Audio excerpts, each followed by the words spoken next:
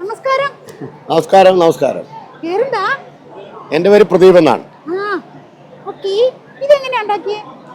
ഇത് 3D printing എന്ന് പറയുന്ന ഒരു ടെക്നോളജി ഉണ്ട്. അതൊരു പുതിയ സാങ്കേതിക വിദ്യയാണ്. ആ സാങ്കേതിക വിദ്യ ഉപയോഗിച്ചുണ്ടാക്കിയതാണ്. കൊള്ളാമോ? ആ, ഇതേപോലെ കങ്കുരു കൊള്ളാം. കങ്കുരു നല്ല ആളാണ്. കങ്കു എന്ന് സ്നേഹത്തിലും വിളിക്കാം. ആ, പേര് വേണോ?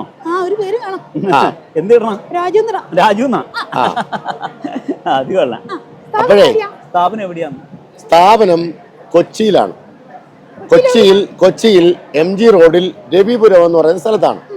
ആ, രവിപുരത്ത് വന്നിട്ടുണ്ടോ? ഉണ്ട്. രവിപുരം അമ്പലത്തിനടുത്ത് തന്നെയാണ്. അവിടെ ഒരു സിനിമാ തിയേറ്റർ ഉള്ള അറിയാമോ? അവിടെ സിനിമ കണ്ടിട്ടുണ്ടോ? ഇല്ല. അതെന്താ കാണാഞ്ഞേ? അവിടെ ഷിപ്പ് യാർഡ് ഉള്ളത് അറിയാമോ? ആ, ഷിപ്പ് യാർഡിനടുത്താണ് കേട്ടാ. ആ, അപ്പൊ അവിടെ വന്നാൽ ഇന്നലെ ഇവിടെ വന്നിരുന്നെങ്കിൽ ഞാൻ ഇങ്ങനെ ഈ രൂപത്തെ സ്കാൻ ചെയ്തിട്ട് പ്രിന്റ് ചെയ്ത് തന്നേനെ. ഇന്നലെ വരാൻ പറ്റൂല. നാളെ വരാം. അതാണ്. ആ, ഓക്കെ. ഇതുപോലെ കങ്കുരു എങ്ങനെ ഇരിക്കുന്നോ അതുപോലെ ഇതേപോലെ ഒരു ക്ലോൺ രൂപത്തെ ഉണ്ടാക്കി തന്നു. ആ, അത് നമ്മുടെ സ്കാനറൊക്കെ ഉണ്ട്. അത് വെച്ച് സ്കാൻ ചെയ്യും. അതെല്ലാം അഴിച്ചു വെച്ചു. സ്കാനർ കാണിച്ചു തരാം. ഇത് സ്കാനറാണ്. അപ്പൊ എനിക്ക് നിന്റെ രൂപം പ്രിന്റ് ചെയ്യണമെങ്കിൽ ഒരു ഡിസൈനർ നിന്റെ രൂപം വരച്ചുണ്ടാക്കണം. അങ്ങനെ വരച്ചുണ്ടാക്കിയ രൂപം നിന്റെ ഇല്ലെന്നിരിക്കട്ടെ, ഞാൻ നിന്നെ ഇത് ഉപയോഗിച്ച് സ്കാൻ ചെയ്യും. നിന്റെ ചുറ്റിലും നടന്ന് നിന്റെ രൂപത്തെ ഞാൻ ഒപ്പിയെടുക്കും. എന്നിട്ട് അതിനെ ഒരു ഡിസൈനർ പ്രിന്റ് ചെയ്യാൻ പറ്റുന്ന രൂപത്തിലേക്കാക്കും. എന്നിട്ട് ഇതുപോലെ നിന്റെ കാട്ടിലെ രാജാവുണ്ടല്ലോ, ചങ്ങാതിയെ പോലെ പ്രിന്റ് ചെയ്ത് നിനക്ക് തരും. മനസ്സിലായോ? ഈ സിങ്കു ആണ്. സിങ്കു കേട്ടാ. ഇത് വേറൊരു ഉപയോഗമുണ്ട്. മനസ്സിലായോ? നീ കാട്ടിൽ നിന്നൊക്കെ മരത്തെ കൂടെ ചാടി കിടക്കുമ്പോൾ നിലത്തോട്ട് വീണാലേ നിന്നെ പിടിച്ച് ഹോസ്പിറ്റലിൽ കൊണ്ടുപോകും. കൊണ്ടുപോയില്ലേ? അപ്പൊ എന്ത് പറ്റും? എല്ലൊടിഞ്ഞിട്ടുണ്ടാവും. തല പൊട്ടിയിട്ടുണ്ടാവും. അങ്ങനെ തല പൊട്ടിയാൽ ഡോക്ടറെ സഹായിക്കുന്ന സാധനമാണിത്. മനസ്സിലായോ? പിന്നെ ഓപ്പറേഷൻ തിയേറ്ററിൽ കയറ്റി കിടത്തിയിട്ടാ പണ്ട് ഇതൊക്കെ ചെയ്തോണ്ടിരുന്നത്. ഇപ്പോ ഇതിന്റെ അളവൊക്കെ ഡോക്ടർ പുറത്ത് വെച്ചെടുക്കും. എന്നിട്ട് ഓപ്പറേഷൻ തിയേറ്ററിൽ ഇതും കൊണ്ടാ വരുന്നത്. അപ്പൊ ഡോക്ടർക്ക് ഓപ്പറേഷൻ സമയം ഒരുപാട് കുറഞ്ഞു കിട്ടും. നിനക്ക് ഹോസ്പിറ്റലിൽ കൊടുക്കേണ്ട കാശും കുറഞ്ഞു കിട്ടും. ബില്ല്. മനസ്സിലായോ? മാത്രമല്ല ഇതിന്റെ ആക്യുറസി ലെവൽ, സൂക്ഷ്മത വളരെ കൂടുതലാണ്. സ്കാൻ ചെയ്ത് കഴിഞ്ഞാൽ പിന്നെ വളരെ കൃത്യതയോടെ കിട്ടും. കാരണം ഇത് സ്കാൻ ചെയ്ത ഡാറ്റയാണ് വരുന്നത്. അപ്പൊ എന്താ ഗുണമെന്ന് ചോദിച്ചാൽ ഇയാൾ രക്ഷപ്പെട്ട ആളാണ്. ഇയാൾ ജീവിച്ചിരിക്കുന്ന ആളാണ്. ഒരു ബൈക്ക് ആക്സിഡന്റിൽ പരിക്കേറ്റ ആളാണ്. അപ്പൊ ഇയാൾക്ക് ഈ രീതിയിൽ പുറത്തിറങ്ങാൻ പറ്റില്ല. അപ്പൊ ഇയാളുടെ തലയുടെ ഈ ഷേപ്പ് റിട്ടേൺ ചെയ്യണം. 1. 2, ഇത് തലച്ചോറായതുകൊണ്ട് ഇൻഫെക്ഷൻ വരാൻ പാടില്ല. അപ്പൊ ഇതിനെ നമ്മൾ എന്ത് ചെയ്യുന്ന വെച്ചാൽ ഇതിനൊരു ടൈറ്റാനിയം കവർ കൊടുക്കും. ഈ ടൈറ്റാനിയം എന്ന് പറയുന്നത് ഹെൽത്ത് ഗ്രേഡാണ്. ഈ ഡോക്ടർക്ക് ഒരുപാട് കാര്യം തീരുമാനിക്കണം. 1, ഇത് കവർ ചെയ്യുമ്പോൾ ഷേപ്പ് കറക്റ്റ് ആയിരിക്കണം. 2, തലയിൽ ഉറപ്പിക്കാൻ എവിടെയൊക്കെ നട്ട് ഇടണമെന്ന് തീരുമാനിക്കണം. ആ നട്ടടിക്കാനുള്ള സാധനം ഞങ്ങൾ ഉണ്ടാക്കി കൊടുക്കും. അതുവരെ ആക്യുറസിയാണ്. എത്ര കനത്തിലുള്ള നട്ട് വേണമെന്ന് ഇത് നോക്കി തീരുമാനിക്കാം. എല്ലാവരുടെയും തലച്ചോറിന്റെ കട്ടി ഒരുപോലെ അല്ല, വ്യത്യാസമാണ്. മനസ്സിലായോ? നിന്റെ തലച്ചോറിന്റെ കട്ടി എത്രയാണെന്ന് എനിക്കറിയില്ല. നിന്നെ സ്കാൻ ചെയ്താൽ ഞാൻ പറഞ്ഞുതരും. കറക്റ്റ് ആണോ? അപ്പോ എന്നെ ഒന്ന് സ്കാൻ ചെയ്ത് നോക്കണം. തലച്ചോറൊക്കെ ഉണ്ടാവും.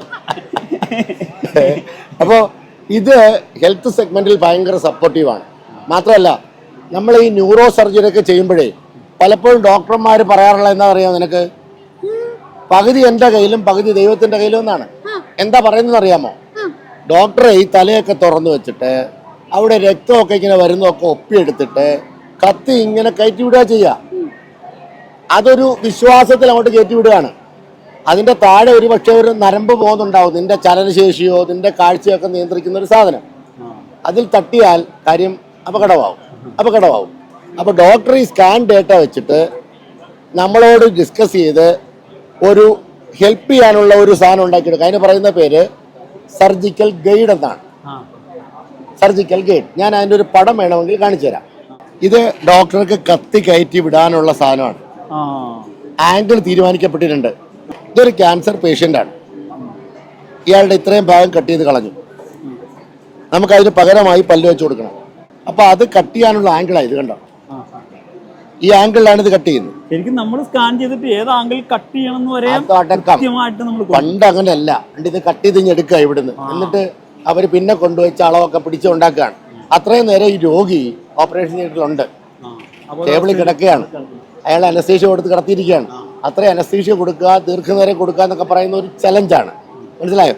അവിടെയാണ് നമ്മൾ ഇത് കൃത്യതയാണ്.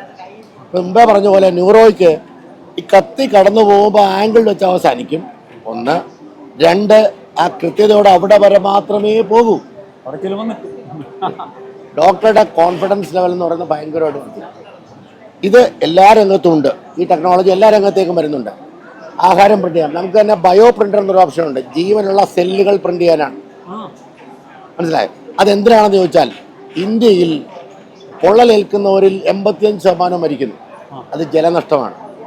അവർക്ക് സ്കിൻ ഗ്രാഫ്റ്റ് ചെയ്താൽ അവരുടെ ശരീരത്തിലെ ജലാംശം നഷ്ടപ്പെടാതെ സൂക്ഷിക്കാനാവും. അതിന് നമുക്ക് കഴിയുന്നില്ല. അപ്പം നമുക്ക് ഗ്രാഫ്റ്റ് ചെയ്യാനുള്ള സ്കിൻ വേണം. ഒന്നതാണ്. ലോറിയൽ പോലെയുള്ള വലിയ കോസ്മെറ്റിക് കമ്പനികൾ ഇപ്പം നിങ്ങളെ പണ്ട് ഇവരുടെയൊക്കെ ദേഹത്തായിരുന്നു ടെസ്റ്റിംഗ്. ഇപ്പോ അതെ അതെ ഇപ്പോ നമുക്കെല്ലാം തുല്യ പരിഗണനയാണ്. നിങ്ങളെ കൊല്ലാൻ പാടില്ല, നിങ്ങളെ ഉപദ്രവിക്കാൻ പാടില്ല, നിങ്ങളിൽ പരീക്ഷണം നടത്താൻ പാടില്ല. അതുകൊണ്ട് ഞങ്ങൾ എന്ത് ചെയ്യുന്ന വെച്ചാൽ ഞങ്ങളുടെ തന്നെ കോശങ്ങൾ എടുത്ത് പ്രിന്റ് ചെയ്ത് അതിൽ പരീക്ഷിക്കും. നിനക്ക് തർക്കമുണ്ടോ? രക്ഷപ്പെട്ടു, നീയും രക്ഷപ്പെട്ടു. ഇനി നിന്റെ കൈ ഒടിഞ്ഞാലും ഞങ്ങൾ 3D പ്രിന്റിംഗ് വെച്ച് നിനക്കൊരു കൈയും കാലും വെച്ച് തരും. നിനക്ക് നടക്കാം. മനസ്സിലായോ? അതാണ് ഈ ടെക്നോളജിയുടെ ഗുണം. ഇപ്പൊ ക്യാൻസർ പരിശോധനാ രംഗത്ത് ഇത് ഉപയോഗിക്കുന്നത് എങ്ങനെയാണെന്ന് വെച്ചാൽ, ക്യാൻസറിന്റെ സെല്ലുകൾ നമ്മൾ ഉണ്ടാക്കി വെക്കും, അതിനുള്ളിൽ ഒരു ചിപ്പ് പിടിപ്പിക്കും, എന്നിട്ട് അത് പ്രിന്റഡ് ആണ്. അതിനകത്തേക്ക് നമ്മൾ ബ്ലഡിനോടൊപ്പം മരുന്ന് കയറ്റി വിടും. ആ മരുന്ന് ഓരോ സെല്ലിൽ ചെല്ലുമ്പോഴും എന്ത് സെക്രീഷൻ ഉണ്ടാകുന്നത് പഠിക്കും. ചിലത് അഫക്റ്റ് ചെയ്യും, ചിലത് അഫക്റ്റ് ചെയ്യില്ല. അപ്പം ഈ പരീക്ഷണങ്ങളൊക്കെ നടക്കുന്നത് 3D പ്രിന്റിംഗ് എന്ന് പറയുന്ന സങ്കേതം ഉപയോഗിച്ചുകൊണ്ടാണ്. ഏതാണ്ട് 10 കൊല്ലത്തിനകം ഇപ്പൊ തന്നെ ടാറ്റ വെഗാൻ മീറ്റ് പ്രിന്റ് ചെയ്ത് ഇറക്കുകയാണ്. മൃഗങ്ങളെ കൊല്ലാതെ ഇറച്ചി കഴിക്കാനും കഴിയുന്ന സങ്കേതത്തിലേക്കാണ് പോകുന്നത്. മൃഗങ്ങളെ കൊല്ലാതെ തുകലുണ്ടാക്കാനും പറ്റുന്ന ടെക്നോളജി ഇതിൻ്റെതാണ്. ഇന്ന് കമ്പ്യൂട്ടർ എങ്ങനെയാണോ നമ്മുടെ നിത്യജീവിതത്തിൽ ഇടപെടുന്നത്, അതുപോലെ 3D പ്രിന്റിംഗ് നമ്മുടെ നിത്യജീവിതത്തിലേക്ക് വരാൻ പോവുകയാണ്. അടുത്ത 10 കൊല്ലത്തിനകം നമ്മൾ അതിൻ്റെ ഭാഗമായി മാറും. ഇനി നീ കൈ ഒടിഞ്ഞു എന്നിരിക്കട്ടെ, ഇപ്പൊ എന്താ ചെയ്യാറുള്ളത്? മനുഷ്യരുടെ കൈ ഒടിഞ്ഞാൽ എന്ത് ചെയ്യും? പ്ലാസ്റ്റർ ഇടും, വെള്ള സാധനം ചുറ്റും, അല്ലേ? നിനക്ക് ഉഷ്ണകാലത്താണ് ഇത് ഇടുന്നതെങ്കിൽ എങ്ങനെ ഉണ്ടാവും? വേനൽക്കാലത്ത് നല്ല ചൊറിച്ചിലും ഉണ്ടാവും. അപ്പൊ നീ എന്ത് ചെയ്യും? നീ ചൊറിയാൻ ഈർക്കിലിട്ട് കുത്തും. അപ്പൊ അവിടെ മുറിവുണ്ടാവും, ഇൻഫെക്ഷൻ ആവും. ഞാൻ വേറെ സാധനം കാണിച്ചു തരാം നിനക്ക്.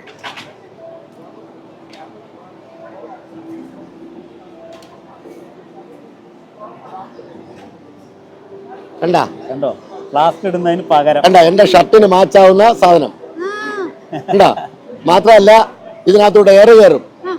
എനിക്ക് സുന്ദരമായിട്ട് കുളിക്കാം, പുറത്തിറങ്ങി നടക്കാം, ചൊറിയത്തില്ല, ഈ വെള്ള അഴുക്ക് പറ്റത്തില്ല. കുടി കിട്ടിയ ഇങ്ങനെ പുതിയ പുതിയ കാണാനും ലുക്കായിരിക്കും. ആ ലുക്ക് കൂടിയിട്ട് നീ കൈ ഓടിക്കാൻ നിൽക്കും. അതാണ് കുഴപ്പം.